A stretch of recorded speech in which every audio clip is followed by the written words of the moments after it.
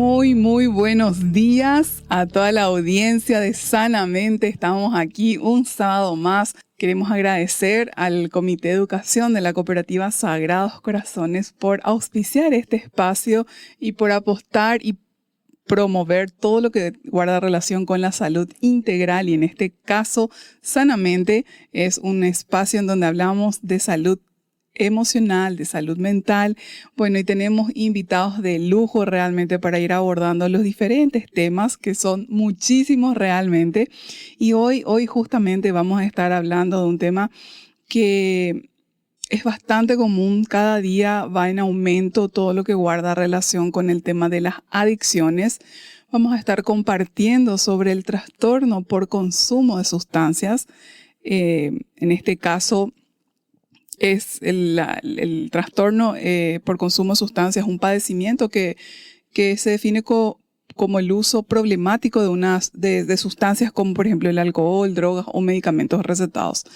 Bueno, entonces, y para hablar de este tema vamos a estar con un especialista sobre el trastorno consumo de sustancias. Él es el magíster Ariel Alberto Jara Acosta. Él es psicólogo con especialización en clínica, es también docente universitario. Actualmente está cursando el doctorado en psicología en la Universidad Nacional del Este. También es psicólogo en la comunidad terapéutica Taller del Maestro de Coronel Oviedo, que se dedica exclusivamente al tratamiento de hombres con trastorno de uso de sustancias. Entonces, hoy vamos a tener este invitado de lujo, realmente contenta y feliz por tenerla aquí a Ariel. Entonces, ya le doy la bienvenida. ¿Qué tal, Ariel? ¿Cómo estás? Bienvenido a Sanamente. Muy buenos días. Muchísimas gracias por la oportunidad y, por supuesto, las bendiciones para todas las personas que están sintonizando este prestigioso medio, y por sobre todo también el agradecimiento a todas las personas que están haciendo que esto pueda ser puesta en aire. Así que muchísimas gracias a Digi por la oportunidad, y también un abrazo al hermano Jesús que está allí. Bueno, gracias Ariel, gracias realmente por estar aquí con nosotros para abordar este tema. Cada día, Ariel, vemos más y más aumento de los casos de personas que justamente están con este padecimiento, que tienen algún tipo de adicción. Y hoy justamente queremos compartir con la audiencia, por ejemplo, preguntas que vamos a estar realizando y que justamente vos, que sos especialista, vas a estar respondiendo. Vamos a saber qué es una droga, qué es la drogadicción, cuál es la clasificación de las drogas y cuáles son sus efectos, cuál es la causa también del consumo, por qué las personas caen en eso, cuándo el consumo de una sustancia ya se vuelve un trastorno. Después vamos a estar viendo también las personas que tienen trastorno por uso de sustancias, si pueden padecer otras patologías como ya causa de este consumo, quiénes estarían en mayor riesgo del consumo, cuándo se vuelve un trastorno. Después también cómo prevenir, que es muy importante, realmente demasiado importante, y dónde pedir ayuda ya en el caso de que nosotros tengamos conocimiento de algún caso, nuestro entorno, nuestra familia, o también nosotros mismos, tal vez los que estemos escuchando el programa, ya detectemos que tenemos un problema y que necesitamos ayuda. Ariel, ¿hace cuánto que estás en el tema de adicciones? Bueno, dentro de lo que es justamente el trabajo que realizamos en el área, nosotros ya estamos hace más de 12 años trabajando, y específicamente estamos dentro de lo que es la comunidad terapéutica Taller del Maestro, que está aquí en la ciudad de Coronel Oviedo, y también realizamos dentro de lo que es la parte del consultorio privado. Así que nos vamos preparando cada vez más, porque esto es algo que cada día hay un nuevo descubrimiento, nuevas oportunidades para el mejoramiento de los tratamientos, y por sobre todo para que se pueda realizar eficazmente la consolidación del mismo dentro de lo que se realiza. Ariel, le comento a la audiencia que Ariel estás en Coronel Oviedo, porque yo sé que viajas mucho también, Ariel, pero ahora estás en Coronel Oviedo. Sí, así mismo es. Nos estamos conectando aquí desde el consultorio justamente de una colega que es la licenciada Felisa María Álvarez Delgado, que ella es presidenta de la Sociedad Boetense de Psicología, que gentilmente cedió este espacio. Ella justamente tenía que estar dentro del programa, pero ahora está haciendo una intervención en crisis, así que con la disculpa del caso, pero ya te hace llegar justamente lo que va a ser para unas próximas, en el cual va a estar abordando el tema exclusivamente con lo que es la parte de mujeres, sí, lo que es las adicciones. Así que la apuesta ya está ahí, Hadiji. Bueno, excelente. Le tomamos la palabra a Felisa y vamos a estar seguramente coordinando una fecha para abordar el tema de adicciones y exclusivamente con mujeres, porque yo sé que ella trabaja exclusivamente con mujeres. Les mandamos también un abrazo y bueno, ya tendremos la oportunidad de compartir con ella. Bueno, Ariel, vamos a empezar con nuestro tema de hoy, ¿verdad? Y me gustaría que, en primer lugar, pudieras compartir con nosotros y definir qué es una droga. O sea, qué es una droga y qué no es una droga. Así mismo es.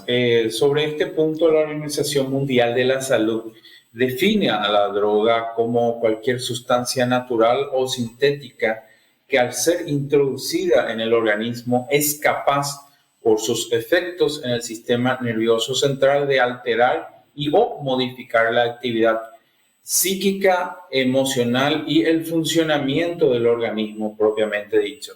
Entonces, se entiende por drogas ilícitas, ¿verdad?, aquellas cuya producción, porte, transporte y comercialización está legalmente prohibida o que son usadas sin prescripción médica. Entonces, esto es lo que siempre nosotros compartimos en todos los medios, en especial en Sanamente, de volver a decir de que eso es lo que nos da la directriz de lo que es la Organización Mundial de la Salud.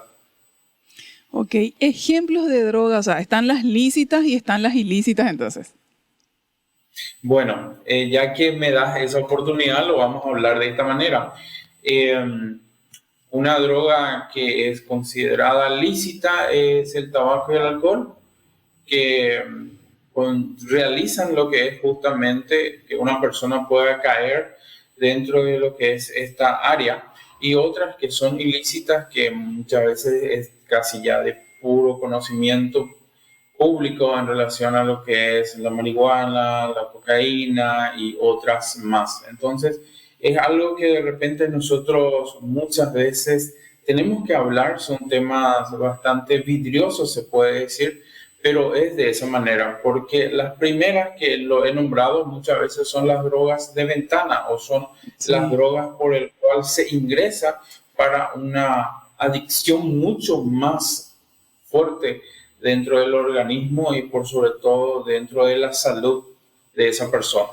Ariel, vos sabés que es así como estás mencionando, porque en consultorio, por ejemplo, recuerdo bien un caso de un chico, de un caballero, ¿verdad?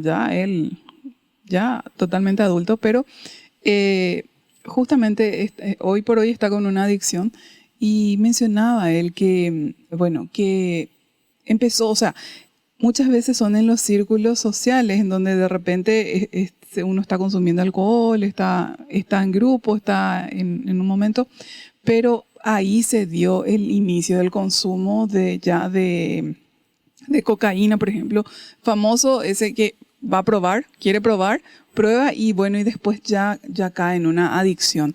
Y es como decís, le da entrada porque se dio en ese entorno, o sea, hay un alto riesgo, porque cuando uno está alcoholizado, uno no está con sus 5 sentidos, uno no tiene activada plenamente la conciencia que te va a decir, no, cuidado, esto es riesgoso, esto te puede generar una adicción. La adicción tiene un montón de consecuencias sobre la calidad de vida de la persona y de su entorno, Ariel, que seguramente vas a estar compartiendo más adelante con nosotros, pero es así, o sea, hay un riesgo realmente y muchos de los casos que yo al menos he conocido se dieron en entornos donde se estaba consumiendo la droga, que es el alcohol, ¿verdad? Que es lícita, pero que fue una ventana como para iniciar con otro tipo de drogas, que en este caso que mencionas la cocaína.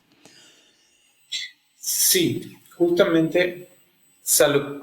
Justamente sobre ese punto tenemos que abarcar que hay varias etapas que se tiene dentro del consumo. Adelantándonos un poquito a una de las consultas que debe ser de que está dentro de tu temario. Tenemos nosotros lo que es un consumo experimental, un consumo regular y lo que es ya el consumo problemático propiamente dicho. Y muchas veces comienzan con un consumo experimental que se lo atribuye a hacer el involucramiento con los compañeros o con los pares y después se hace como un uso que pasa ya más regularmente, en el cual hay que tener en cuenta de que la figura de los padres en ese momento va a hacer de que haya como una barrera. Entonces, lo que has dicho dentro de lo que es la parte del alcohol, muchas veces se comienza con lo que es justamente un consumo experimental. Así mismo es. Con la ilusa, tal vez, forma de pensar de que a mí no me va a pasar o yo no voy a caer en una adicción, ¿verdad? Y ya tengo la segunda consulta. Entonces, ¿qué es la drogadicción, Ariel? Bueno, la drogadicción se define como un trastorno crónico y recurrente que es caracterizado por la búsqueda y el consumo compulsivo de la droga. Pese a sus consecuencias negativas, empieza esa compulsión y se la considera como un trastorno cerebral porque genera cambios funcionales en los circuitos del cerebro, los circuitos de recompensa, en el cual participan la recompensa justamente y la parte del autocontrol efectivo de esa persona que ya no puede dejar de consumir esa sustancia.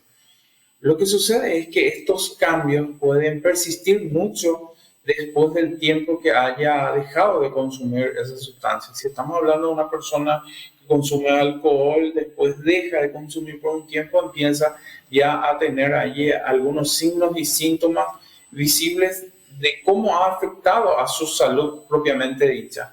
Entonces, la adicción es muy similar a otras enfermedades, como por ejemplo podría ser el diabetes.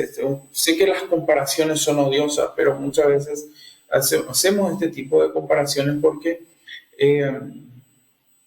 ya hay ya como una compulsión propiamente dicha a estar dentro de esa parte del consumo y perturba al funcionamiento normal y sano del órgano, que es justamente el cerebro, donde ahí hace mayor mella dentro de lo que es la parte del consumo. Quiere decir entonces que transforma, ¿verdad? O sea, cambia la estructura del cerebro, por eso es que es tan difícil de salir.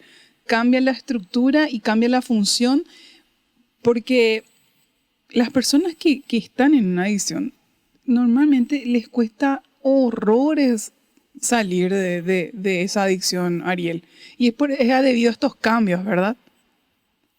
Sí, hay los cambios propiamente dicho dentro del cerebro, en la parte prefrontal del cerebro es donde hace mayor mella y una de las cosas que es más visible es la memoria a corto plazo. Vos sabés bien y la audiencia que tenemos dos tipos de memoria, a corto plazo y a largo plazo, pero es la de corto plazo la que empieza a tener mayor daño y por supuesto lo que es la parte cognitiva, empezar ya a tener discursos incoherentes, pensamientos irracionales y por supuesto unos comportamientos erráticos propiamente dicha del mismo.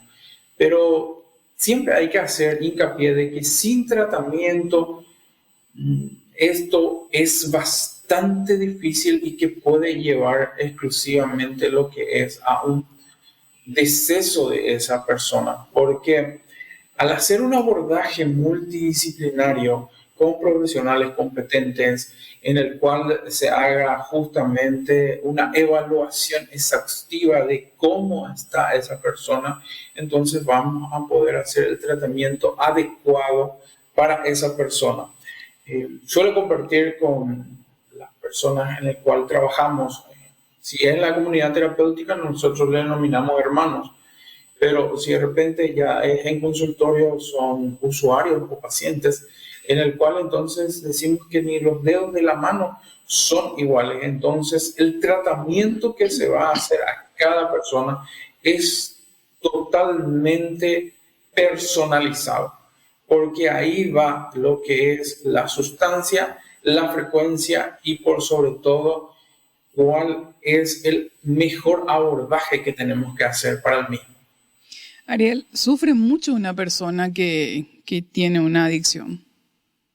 O sea, Bueno, compartinos un poquito de tu experiencia en consultorio, ¿verdad? Que seguramente habrás escuchado miles y miles de casos.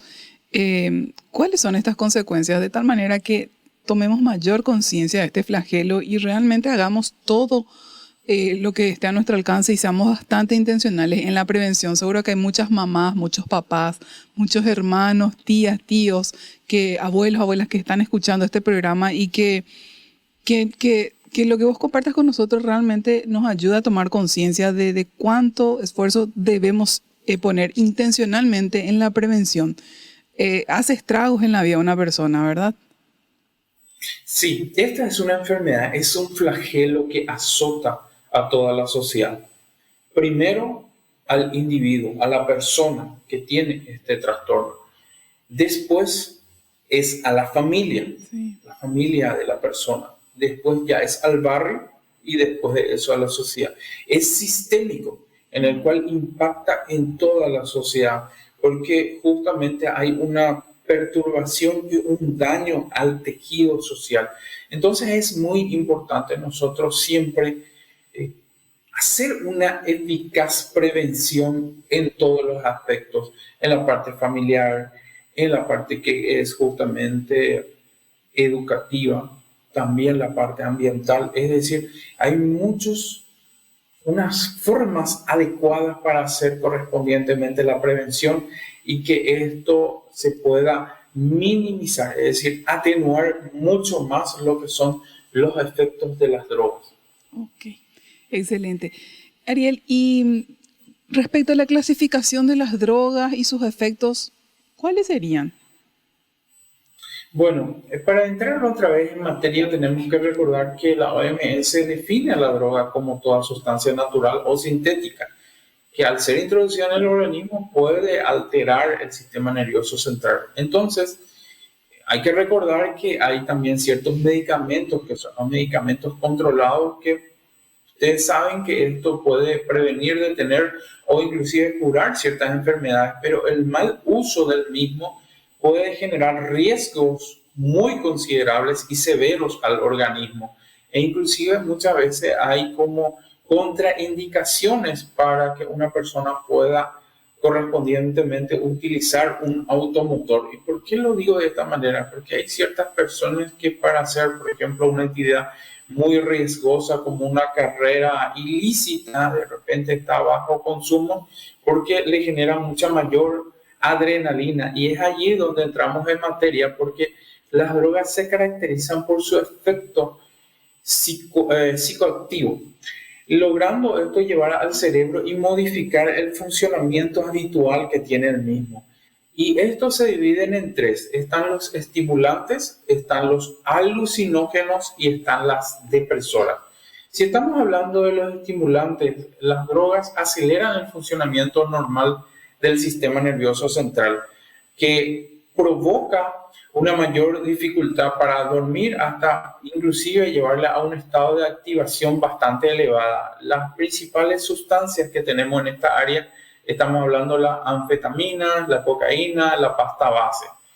Si nosotros vemos cuáles son los comportamientos que puede tener la persona, es mucho más activo, inquieto, lo que puede hacer que genere comportamientos impulsivos y por supuesto impacientes. Y a la vez es probable también sobrevalorar sus capacidades y que se sienta mucho más confiado para afrontar ciertas situaciones. Más, Y los dos, más envalentonado, ¿verdad? Sería Ariel. Más envalentonado, más arriesgado y tal vez temerario luego incluso, ¿verdad? Porque si vos tomás para hacer esas carreras, ¿verdad? Donde puedes poner en riesgo tu vida, ya estás siendo temerario. Ya sería un efecto, por ejemplo, ¿verdad?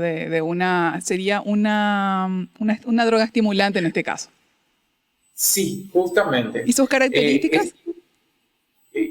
de lo que Bueno, genera. las características que generan son estado de euforia, desinhibición, falta de control emocional, agresividad, falta de sensación de cansancio, disminución del sueño, impaciencia, impulsividad e irritabilidad. También se suele presentar muchas veces cuando el efecto es mucho más, una descoordinación. Los reflejos son minimizados, es decir, estaba ya a la vuelta de la esquina nomás ya el vehículo y prácticamente por las dificultades propias visuales y auditivas que se ven bastante comprometidas, esto hace que él se sienta mucho más inquieto y que al generar los comportamientos impulsivos e impacientes se vuelque más dentro de lo que es la agresividad propiamente dicha. Ok. Bueno, esas eran entonces las estimulantes. Las estimulantes. Y después tenemos las dos últimas, creo de que podemos seguir el mismo hilo. Las alucinógenas son las que alteran gravemente el funcionamiento del sistema nervioso central, en el cual trasloca o trastocando la percepción que tiene con la realidad y su estado de ánimo. Y por sobre todo los procesos de pensamiento, es decir, las alucinógenas trabajan en esas tres áreas.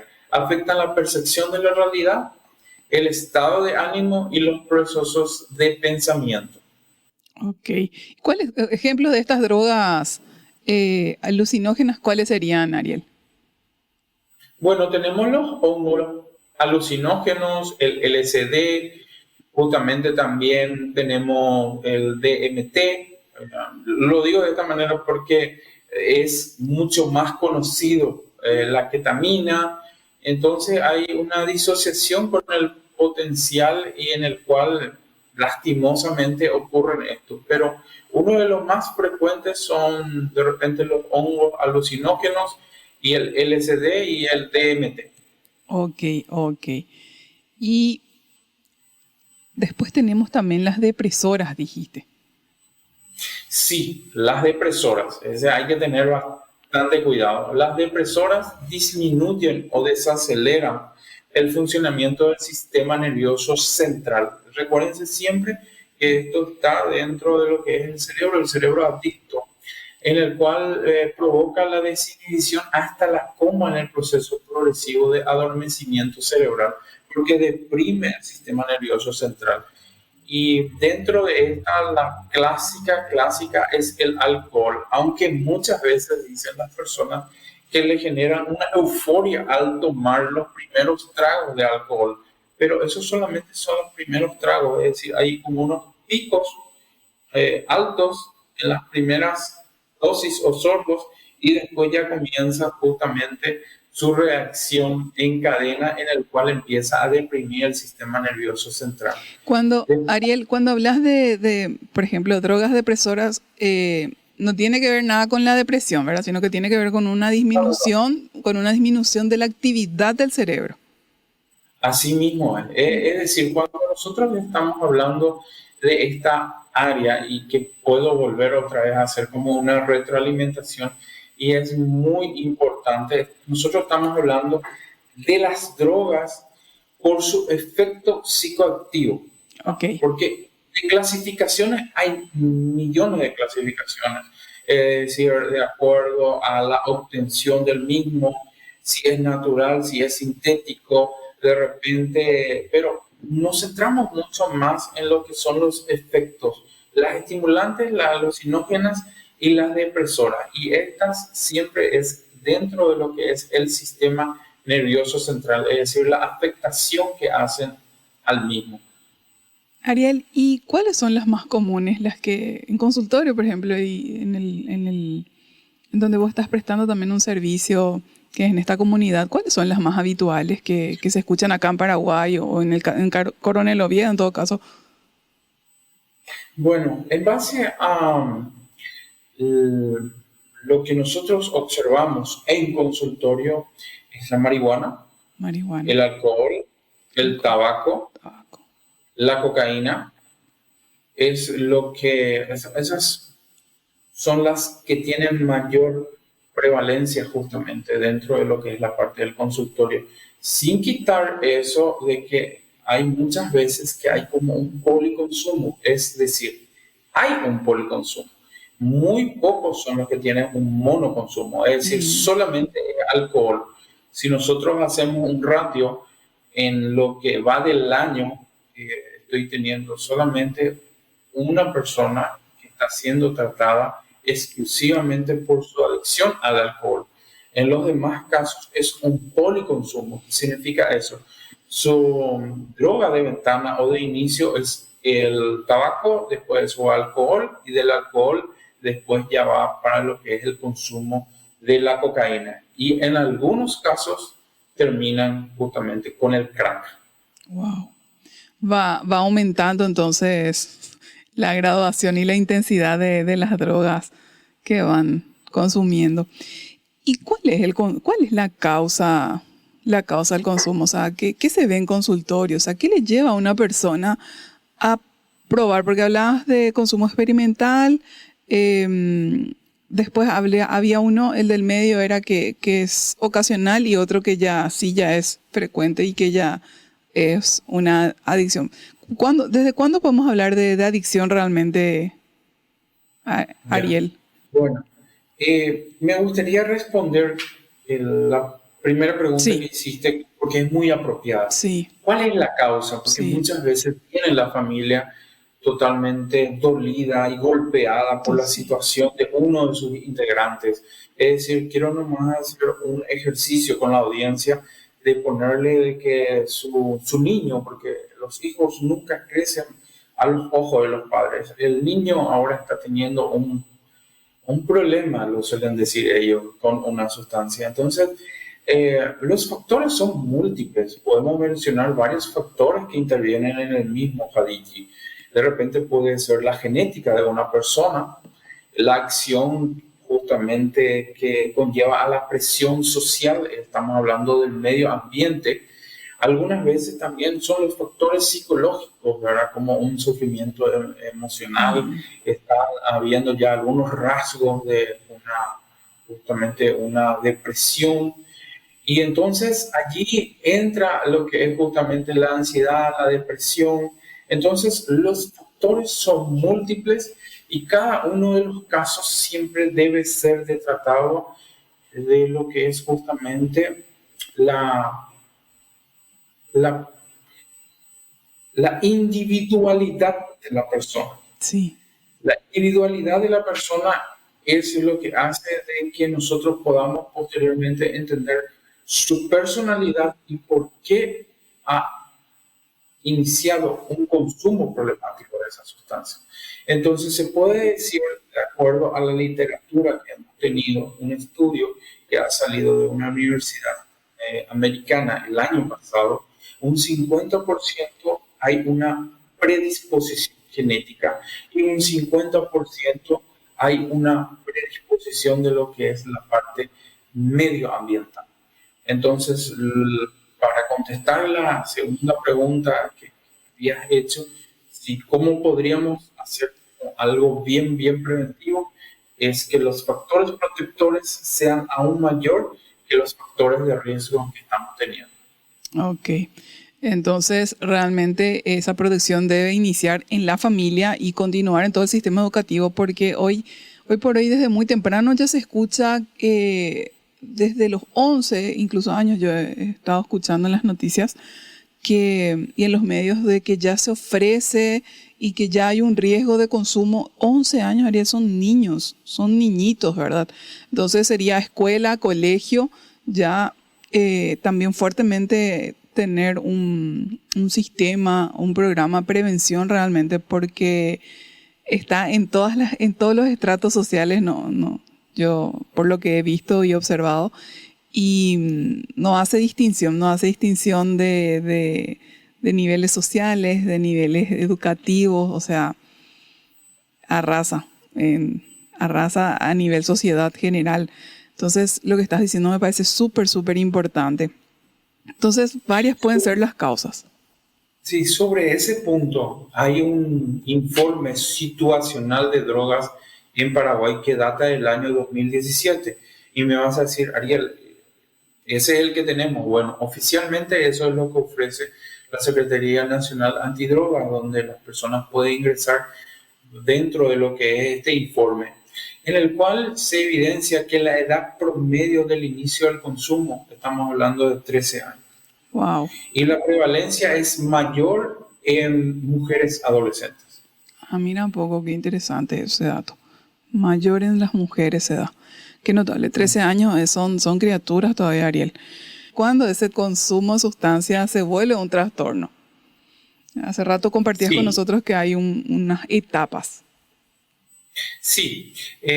Antes de irnos a la etapa, quiero hacer una pequeña introducción para poner otra vez de nuevo en contexto. Como eh, soy también docente universitario, Sí. siempre trato de que todos puedan entender en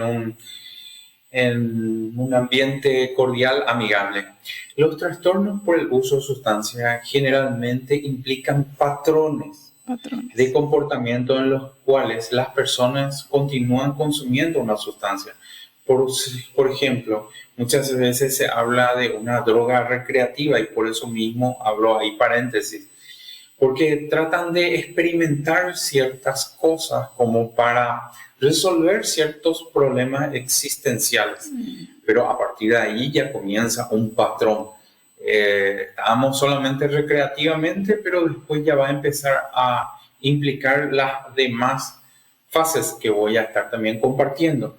Entonces muchas veces se utilizan los términos comunes como adicción, abuso, dependencia, en el cual se define de una manera un poco flexible y variable.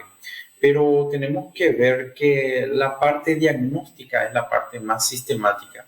Entonces, la expresión trastorno por consumo de sustancias tiene un significado más amplio y tiene menos connotaciones negativas. De repente tenemos que hablar desde un lenguaje que sea el más abarcativo y por sobre todo el que nos dé un contexto en el cual nosotros podamos irnos. Dentro entonces del mismo, para cuando hablamos de las etapas del consumo, tenemos estas. La primera es un consumo experimental, la segunda es un consumo regular y la tercera ya es un consumo problemático o riesgoso, muchas veces se suele decir, Javi. Eh, Vos sabés que cuando ya del experimental fácilmente, pues, es fácil por las características y sus efectos en el cerebro humano, es relativamente fácil llegar a caer en una adicción y a padecer un trastorno por adicción, Ariel. Sí, así es. Pongamos, por ejemplo, una persona que empieza a consumir su primer pabilo de cigarrillo, es decir, el cigarrillo de tabaco normal, que ahora es más el vapeador el que se está teniendo una mayor prevalencia. Entonces comienza con algo experimental, de repente alguna fiesta, algún encuentro social o algo. Y posteriormente eso ya se va incrementando para el consumo regular, en el cual cada vez más es para remediar ciertos pensamientos o sentimientos negativos. No tuvo un rendimiento adecuado dentro de un examen, entonces para distenderse empieza a fumar. O de repente tiene que pensar cómo va a resolver la diferencia que está teniendo con su novia, entonces empieza a tener ese tipo de comportamiento. Y después ya es la parte del consumo problemático, que prácticamente apenas se despierta ya tiene que estar con un pabilo, eh, consumiendo el mismo. Entonces, si eso hacemos la comparación con los otros tipos de drogas, es lo mismo. Necesita un sorbo de un alcohol para que él pueda tomar una mejor determinación o de repente para poder sanar las penas. Y es lo mismo también que muchas veces se hacen con los otros tipos de sustancias, Hadiki. Vos sabés que yo creo que toda adicción, Ariel, genera una especie de esclavitud, así hablando en términos coloquiales, ¿verdad? Una especie de esclavitud, porque la persona ya no es libre ni es dueña de sí en este aspecto y pasa a ser alguien dependiente, o sea, alguien dependiente del consumo de estas sustancias que son tan nocivas para la salud y que le quitan calidad de vida a la persona y también a la familia.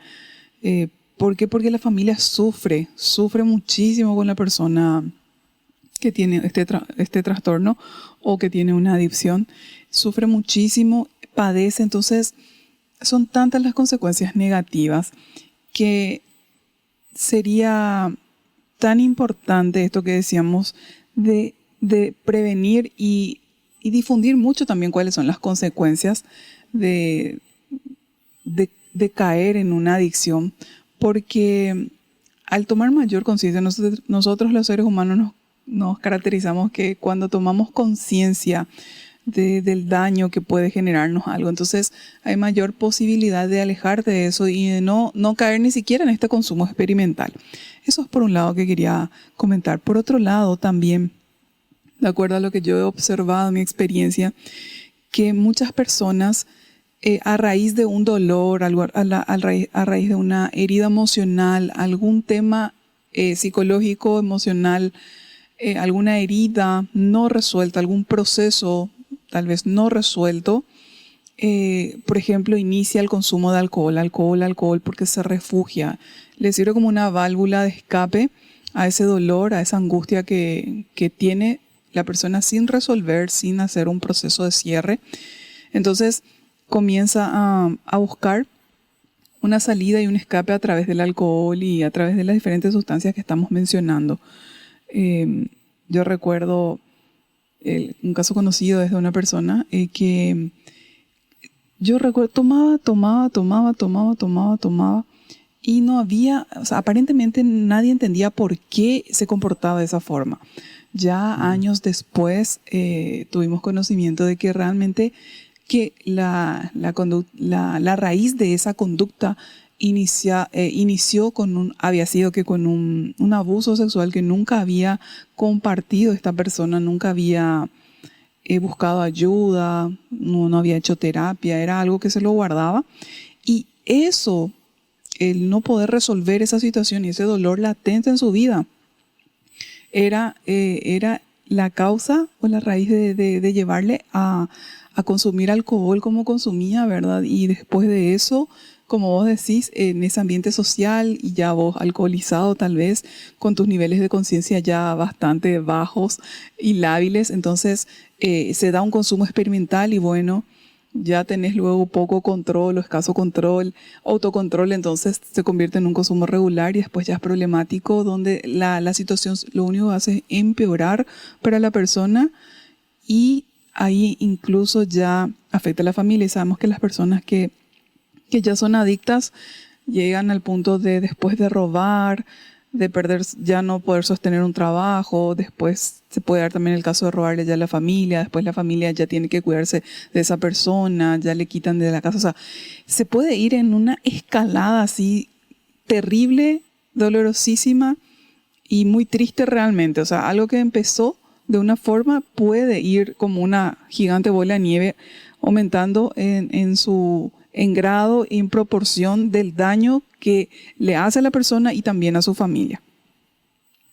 Sí, totalmente. Esa persona ya no puede enfrentar la vida diaria sin el consumo de las drogas y cada vez atenúa más su comportamiento errático, sus partes cognitivas que ya están difusas, niega el problema, su estado físico empeora, pierde el control inclusive hasta sobre su propio consumo, ya empieza la escalada de violencia para obtener el mismo. Sí.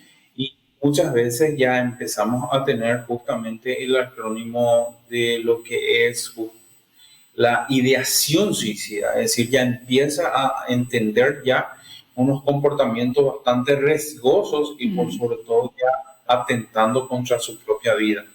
Por supuesto, están también los problemas financieros, Sí, que acarrea. empiezan a vender todas sus cosas de valor para poder obtener la droga. Estamos comenzando como algo que él estaba teniendo, una computadora, podría ser también su propio celular. Empieza a ser errático en su trabajo y también empieza a romper los lazos con los miembros de la familia y también con los amigos que realmente quieren quitarle de ese lugar en el cual él está. Porque una persona adicta es una persona que está consumiendo, pero ¿quién consume a quién, Jadilla? Sí. Es decir, ¿ese usuario está consumiendo la droga o realmente es la droga la que está consumiendo al usuario o a esa persona, si hablamos como tal? O sea Entonces, que, vuelvo a hacer otra vez ese ejercicio para toda la audiencia. ¿Quién consume a quién? ¿Es la persona la que sí. consume a la droga o es la droga la que está consumiendo a la persona? Y yo te diría, Ariel, la droga a la persona, porque yo he visto preciosas vidas destruidas, incluso llegando justamente a la muerte, ¿verdad? Por sobredosis. Y es la droga a la persona realmente. Y Ariel, haciendo una concatenación con esto que estamos mencionando ahora mismo, las personas que tienen trastorno, ¿verdad? De por uso de sustancias, adicción, ¿verdad? Sí. Pueden padecer también, ¿qué otras patologías también pueden padecer como consecuencia de este consumo, de esta adicción, de este trastorno? O sea, no solamente pasa por ahí, por todo esto que estamos compartiendo, también se pueden ver asociados a otro tipo de patologías, ¿verdad? Agradezco muchísimo la pregunta porque es muy importante dentro de esta entrevista. Las personas sí pueden tener un coexistir con otras enfermedades mentales. En algunos casos, estos trastornos mentales podrían ser una ansiedad, una depresión o una esquizofrenia, que pueden estar tan presentes antes de la adicción o justamente se activa ya con ese consumo. Hasta ahora, los más grandes expertos todavía no se han puesto de acuerdo en decir cuál es primero, porque muchas veces volvemos otra vez a esa premisa: ¿cuál fue primero? ¿Fue el huevo o la gallina? Sí. Entonces, quiero decir de que donde es aún mucho más problemático es cuando tenemos justamente esta comorbilidad o esta patología dual que también se suele denominar a la misma. Ariel, decime una cosa. La baja autoestima, ¿guarda relación? ¿Hay alguna correlación entre baja autoestima y consumo? Bueno, si uno tiene una vida estresante, caótica y por sobre todo una baja autoestima, estamos en presencia de factores de riesgo que pueden activar para que haya un consumo problemático, es decir, un trastorno por uso de sustancia en cualquier momento.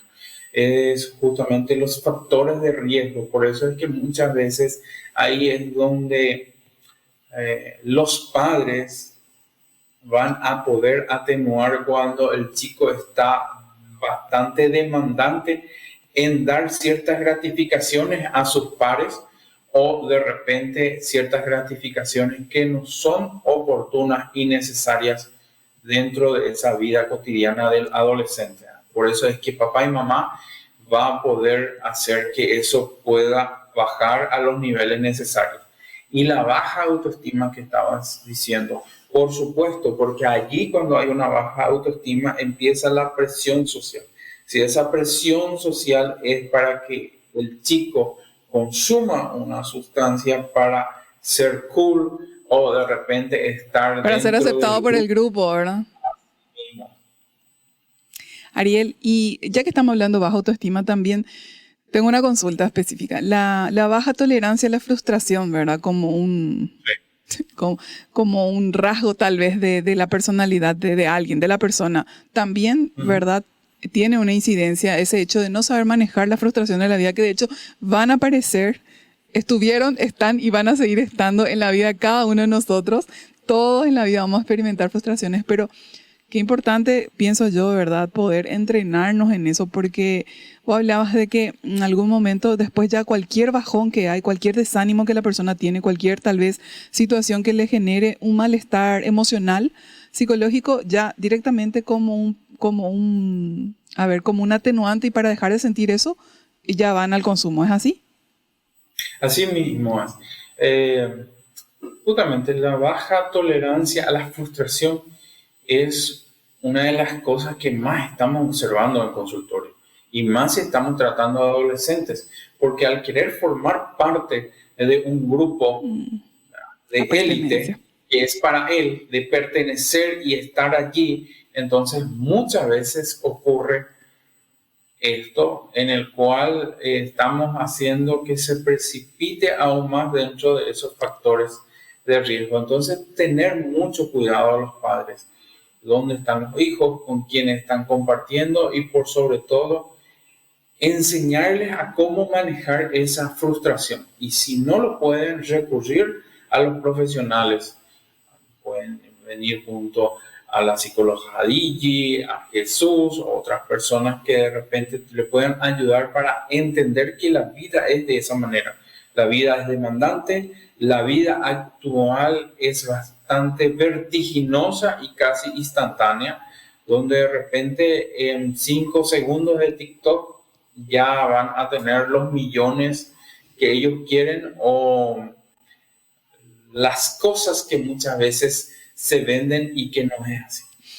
Bueno, Ariel, entonces atención a los padres, la edad de mayor riesgo y según un estudio del 2017 de Paraguay es de 13 años, entonces la adolescencia es un tiempo de muchísimo riesgo para estar súper atentos y realmente conversar y hacerle un seguimiento y un cuidado como estaba mencionando Ariel con nosotros. Ariel, dos consultas, dos preguntas que tengo. Por un lado, ¿cuándo el consumo se vuelve ya un trastorno? ¿Cuándo un trastorno? Y si se puede curar un trastorno por uso de sustancia. Sí, volvemos a repetir. El trastorno por uso de sustancia generalmente implica patrones de comportamiento. Hay patrones de comportamiento que está teniendo la persona continuamente y más aún cuando está consumiendo una sustancia. Hay un patrón de consumo. Yéndonos a lo que es la parte de poder curar, porque muchas personas vienen diciendo, quiero que se cure mi hijo, quiero que esté ahí. Estamos en presencia de una enfermedad bastante seria, crónica, un trastorno en el cual es tratable y que se puede comenzar con un reconocimiento propiamente del problema. Entonces, cuando se trata con mayor empatía, respeto y por sobre todo, sin ánimo de confrontamiento, de empezar a buscar quién o cuáles fueron los culpables, sino que centrarnos netamente en lo que es justamente buscar algo para que se pueda resolver, vamos a tener un tratamiento estable y va a ser un tratamiento que esa persona va a tener que hacer durante toda su vida. Ok. Y entonces una persona que tiene problemas, este trastorno, ¿verdad? Por consumo de sustancias, tiene que buscar ayuda profesional. También hay unos centros que siempre escuchamos así, ¿verdad? Hay centros de donde se va y se interna la persona. Sí, la forma de manejar a los pacientes puede ser un ambulatorio o también una parte residencial. La parte residencial es en la cual se ofrece un tratamiento multidisciplinario. Entonces, si las personas quieren recurrir a un centro, van a tener los profesionales que están capacitados, preparados para abordar esa problemática dentro de un contexto en el cual se le dé justamente el respeto y se dé las medidas correspondientes para que esa persona pueda realizar el mismo. Excelente. Muy bien, entonces, de mi parte al menos voy a hacer un resumencito, ¿verdad? De sobre todo, insisto, en la prevención, cuidado, los padres, buena comunicación con sus hijos, alentar el desarrollo de la confianza, enseñarle habilidades para resolver problemas, para tolerar la frustración que va a ser parte de la vida en todas las edades, supervisarle, qué importante, ¿verdad? Cuidarlos, hacerle un seguimiento, ver con quiénes están, cómo es ese grupo de amigos, ¿verdad? Creo que eso es súper importante. Y por último, Ariel, y con esto nos despedimos. ¿Dónde pedir ayuda, Ariel? Bueno, cuando se observa este tipo de cosas, bueno, siempre es oportuno que la persona pueda pedir ayuda a sus familiares. ¿Tá? Reconocer el problema, pedir ayuda a sus familiares y a partir de allí hay un abanico de posibilidades que las personas puedan tener. están las que son las partes públicas y están también las instituciones que son privadas. En mi caso, como vos sabés, estoy en una comunidad terapéutica. Nuestra comunidad terapéutica se llama Taller del Maestro. Ustedes pueden buscarlo, estamos en las redes sociales, también en la página web. Se pueden contactar con nosotros para una persona que va a estar atendiendo los requerimientos de cada uno de los casos. Y también allí tenemos una lista de bases de los diferentes centros donde se puede realizar también las consultas respectivas. Nunca es tarde para todas las familias, nunca es tarde para comenzar un tratamiento de lo que es justamente el consumo por sustancia. El trastorno por uso de sustancia es algo que se puede tratar y puede hacer que la persona tenga una vida digna y por sobre todo sus propios familiares. Excelente. Bueno, llegamos al fin de nuestro programa. Muchísimas gracias, Ariel Jara, por estar con nosotros. Vamos a seguir seguramente en alguna otra jornada sobre este tema, así que te agradezco, Ariel, te mando un fuerte abrazo desde acá.